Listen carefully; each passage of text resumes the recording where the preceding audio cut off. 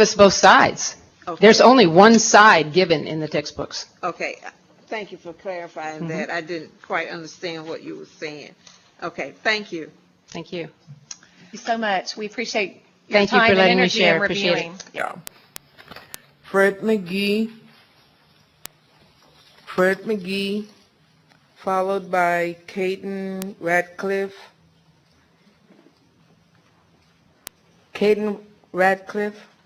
Keep going. Dalea Lugo.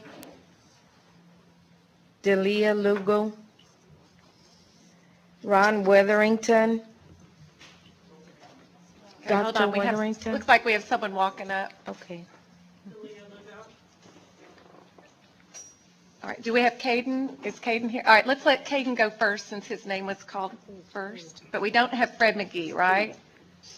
Okay, Caden, you are on. Welcome.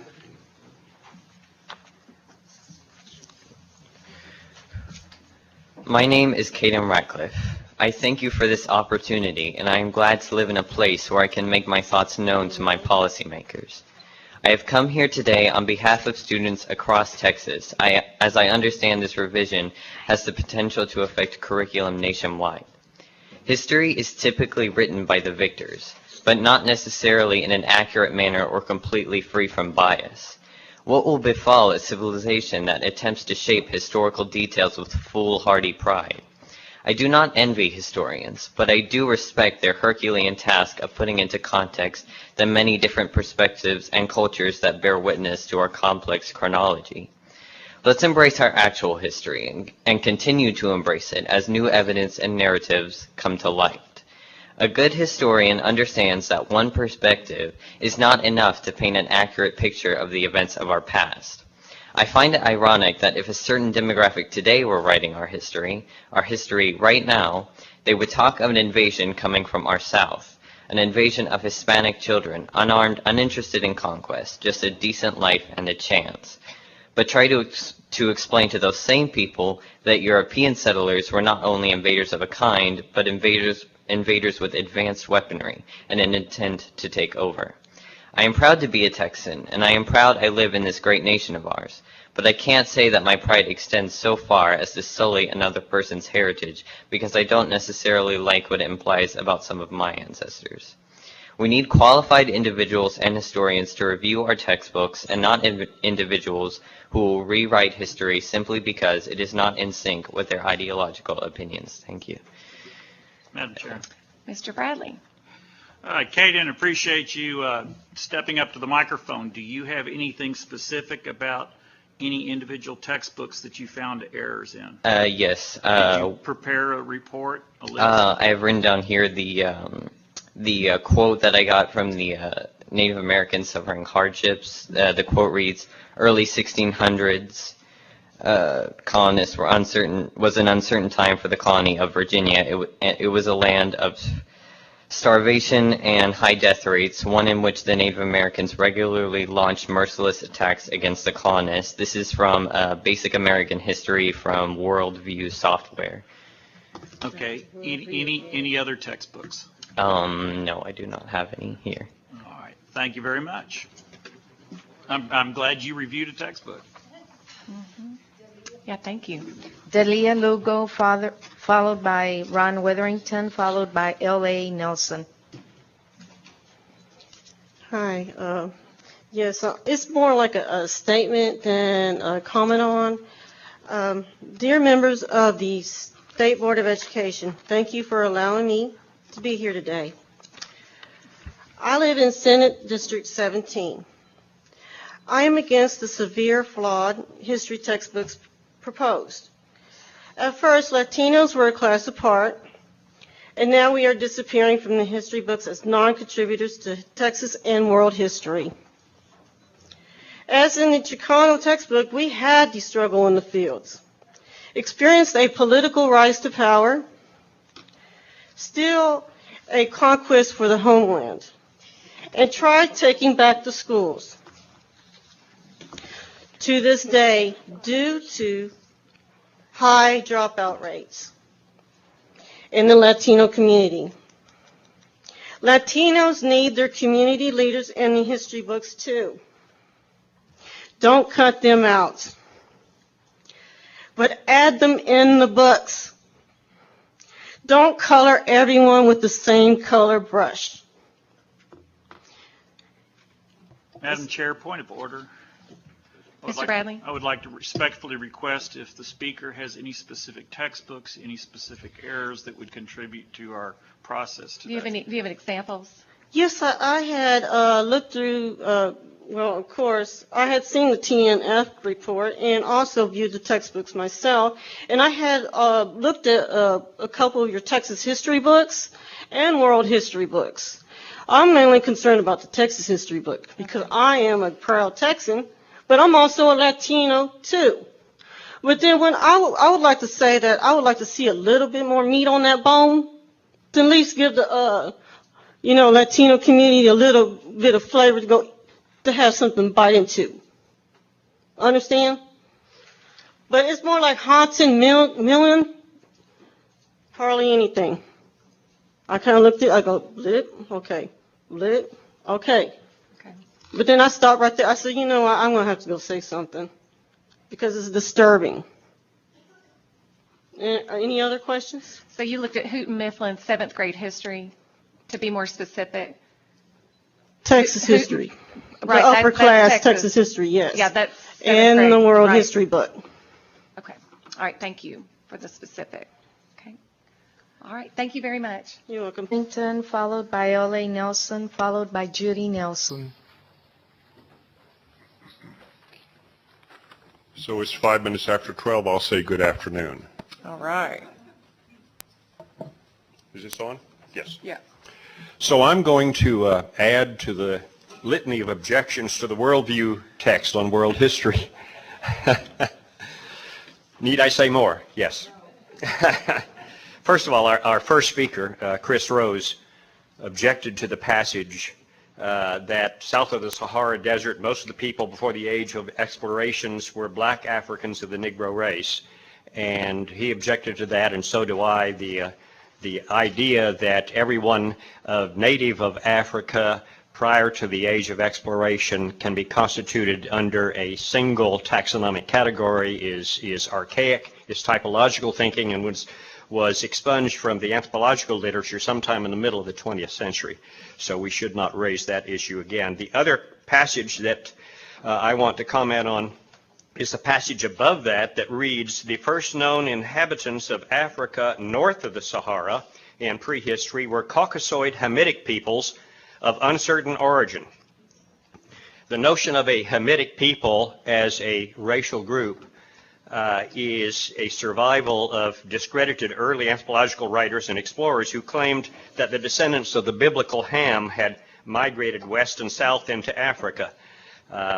And so that is a discredited term that should not be used. It is legitimate to refer to Hamitic speakers because they do constitute a language family, but even that can be misleading. Most acceptable, therefore, would be simply the elimination of Caucasoid as a subcategory and the replacement of Hamitic peoples with Hamitic speakers, or simply the elimination of that. And it could well be said that most of the continent before the age of exploration was populated by native Africans, and that the Africa north of the Sahara was populated by migrants who came in from the east.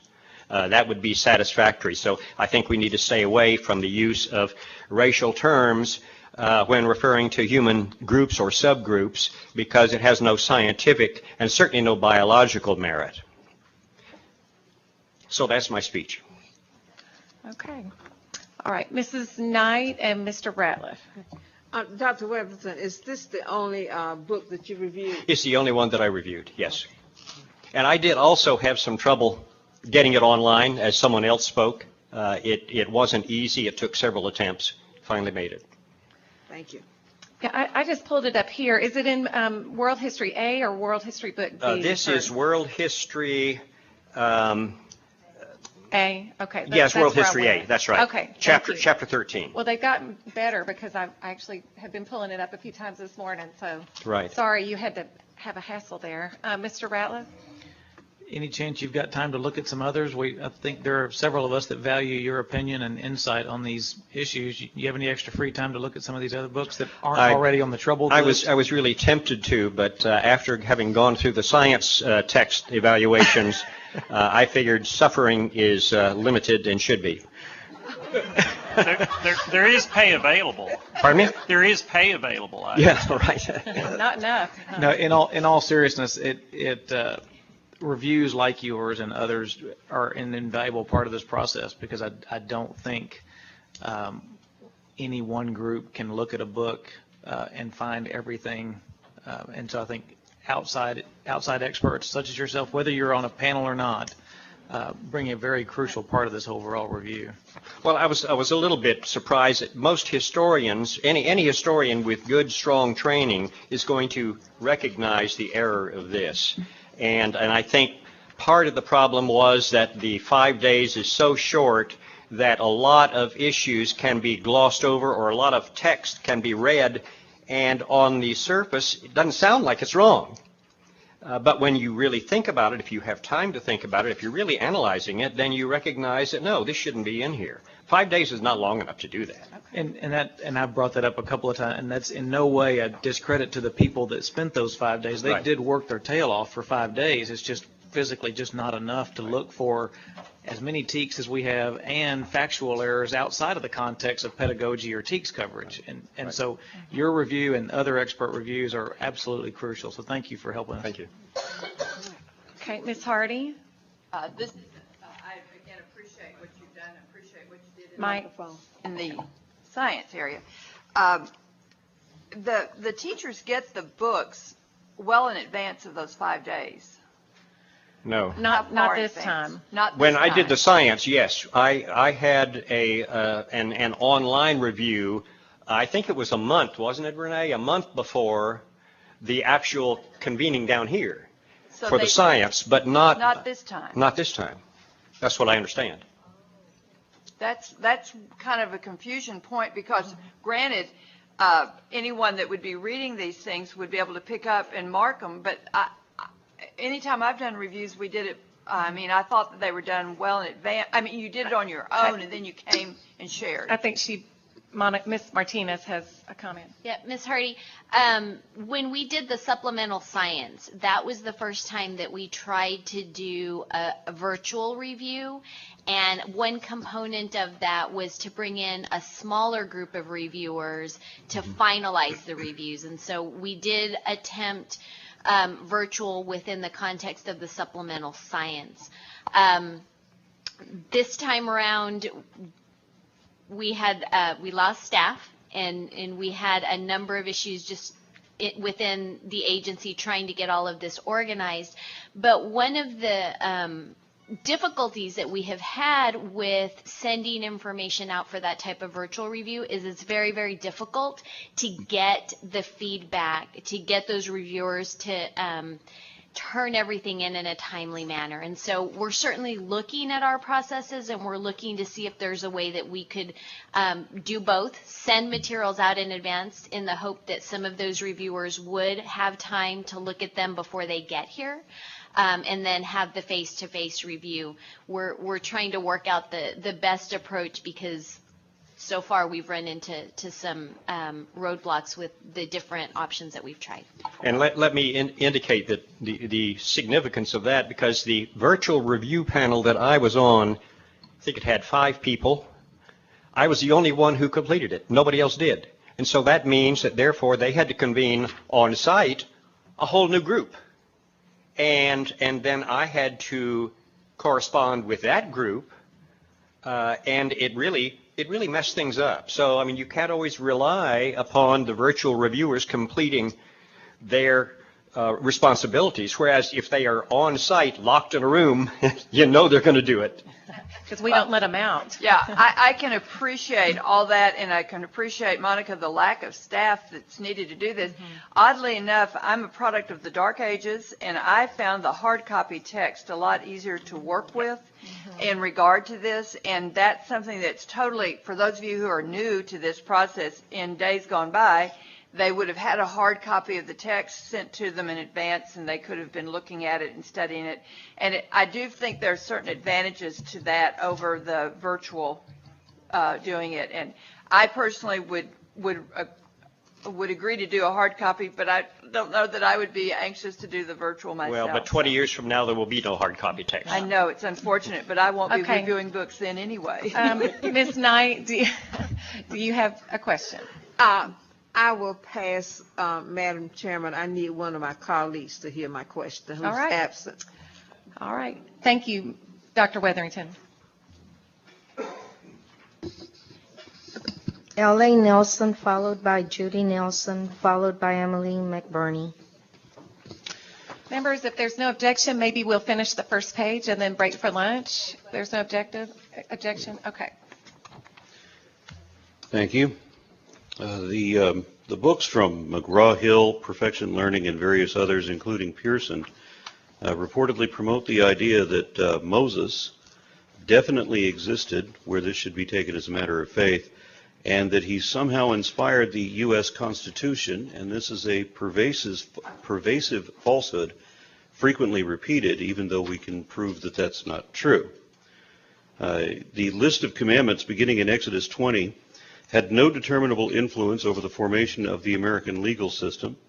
Killing and stealing were already illegal universally in every system of government, even prior to the alleged time of Moses. And apart from them, none of the other commandments in the list that is commonly and erroneously labeled the 10 have ever been represented in the laws of this land.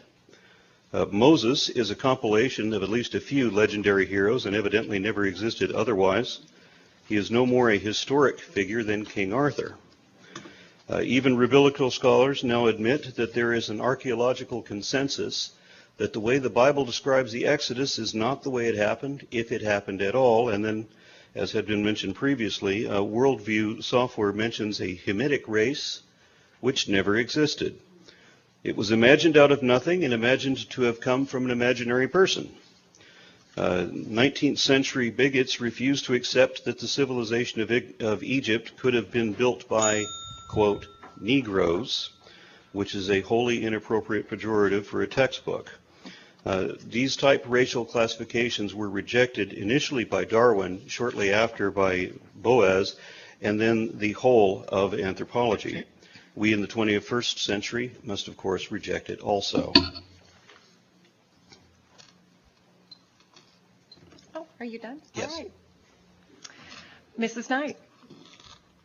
Could you tell me if you are a historian by profession, or is this a hobby for you?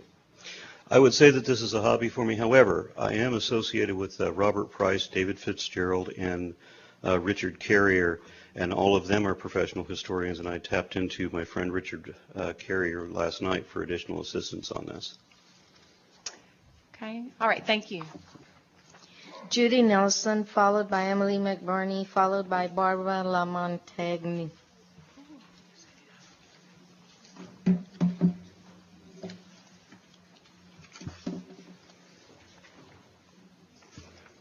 Go ahead. Press that red button. There you go. Yeah. Okay, hello, this is my first time to testify. My name is Judy Nelson. I have actual field experience working with children with the social studies TEKS, 6th grade, 7th grade, 8th grade, mostly inner city. Okay. We're talking about what Texas should include in our history books today to educate its students. Of course, what happens in Texas today is the history of tomorrow. Right now, according to U.S. Census information, the face of Texas is changing. In fact, it has already happened in Texas. In 2011, Texas became one of the 5 majority-minority states for the first time ever in Texas history. Minority populations accounted for 90% of the growth. In a 2013 article in County Magazine, Michael Klein, the associate director of the Hobby Center for the Study of Texas at Rice University, said that improving educational attainment levels for all races and ethnicities and lower income residents is one of the most important investments the state can make today to ensure it remains economically strong in the future. Education is vital is vital to the growth of our economy. As one population is aging and shrinking, the largest population will be younger and has been historically economically disadvantaged. That means that we are all in this together. In order to replace shrinking revenue from the older Anglo population, the state needs a better educated workforce.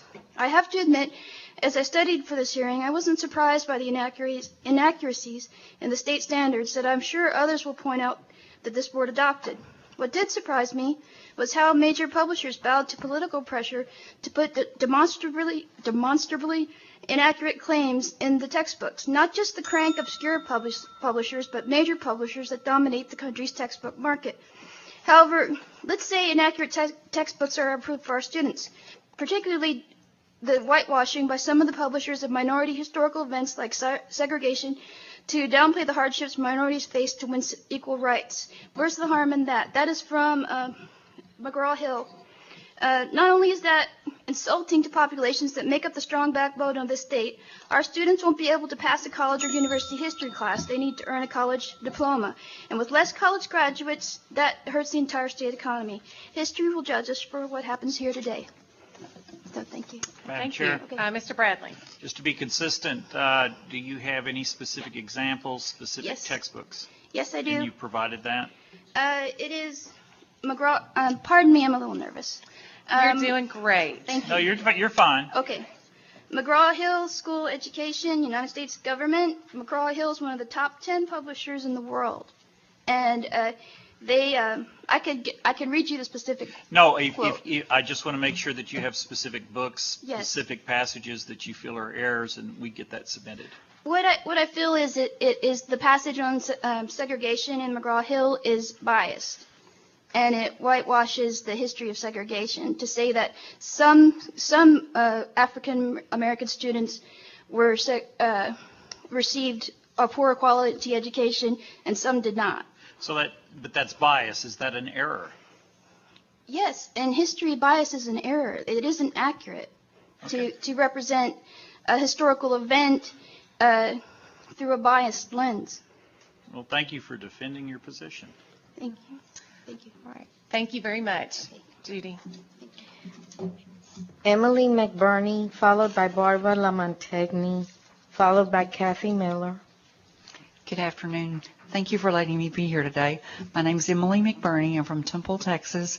Starting in June, I began reading Edmentum and also Worldview A and B, World History A and World History B. And I've spent approximately 25 to 30 hours a week since June, and I'm not a paid lobbyist, but I'm very interested in education and children, as all of you are, and I really appreciate your being on this board. I had a couple of quotes from the books that you have before you, and one of them was already mentioned, that the Worldview, World History A said that the Romans preserved classical and Greek Hellenistic culture, but did not make any significant contributions themselves to science or mathematics. Yikes. The second comment I had was about Karl Marx. They had a couple of paragraphs praising his historical value in this textbook, and that he was a great economist, historian, and no mention of the fact that because of his teachings, even though that was true, that he was an economist, it's not clearly telling the results of communism or his ideas, and that we all know that that the result of his teachings was the millions of innocent people have been killed in cold blood. And my next quote was that the book Worldview A has Buddha and Confucius with 28 lines of text, Jesus Christ with 8 lines of text. Worldview B has given Mrs. Clinton, Hillary Clinton, 60 lines of text with 38 successes and no failures, no mention of Ronald Reagan, and 26 lines of text for George W. Bush, 6 failures and no successes. Thank you. You even counted the lines. It's amazing. All right, questions for Emily? Yes, Mr. Mercer. Thank you again for people in the audience. Again, another by book, by page, by chapter, by quote. I just, what you concluded with, actually you had several good points, but so we've got a sitting president, 2 terms. Ronald Reagan, I guess, did nothing in 8 years. We've got another sitting president. You said how many lines on George? I can't find on George Bush. 26 lines. 28 lines on George W. 60 for Mrs. Clinton. And how many positive citations were there? I'm deaf. How many? I'm sorry. How many positive citations were there on George Bush? 8. 8. 8. No, I'm sorry. No positive, but 8 failures. 38 successes for Mrs. Clinton. No failures. So Reagan gets 0. Bush gets Bush is 0. 30 lines, but 0 successes. And then Mrs. Clinton. You're making it sound biased. And Mrs. Clinton, who's a candidate, gets 60 lines and all successes and no failures. You said it, I didn't. Okay. I went to a state college, but that to me it sounds like BIAS. You said it, I didn't. Thank you. Mr. Mercer, do you have another question? Oh, yes, ma'am. Okay. Mr. Bradley? I have a question. Do you own any Worldview stock? Because I'd recommend you sell. That's a good idea. Hey, at least they have stayed in our process, although we probably scared them off today. This is Knight? serious. Yeah. Mrs. Knight? Okay. This is a question that I would ask of everyone. And I appreciate your meticulousness. But the question that I would have, not in your examples, but when people look at the lines of text, yes, ma'am. Is it the quality that is missing, or is it the fact that more lines are devoted to one person than another? I believe it's both, because with more lines of text, there's more opportunity to praise that person. And with less text, of course, they could put fewer lines of text and all praise, but in the cases that you have before you... Oh, you have good examples. Okay. But that's... I do object to 8 lines of text compared to 60 lines of text. Right. I raised the question because I've heard this in other instances, and I'm always wondering about the quality that's within those more lines or less lines. But you have good examples. Thank you, ma'am. Mr. Ratliff? And this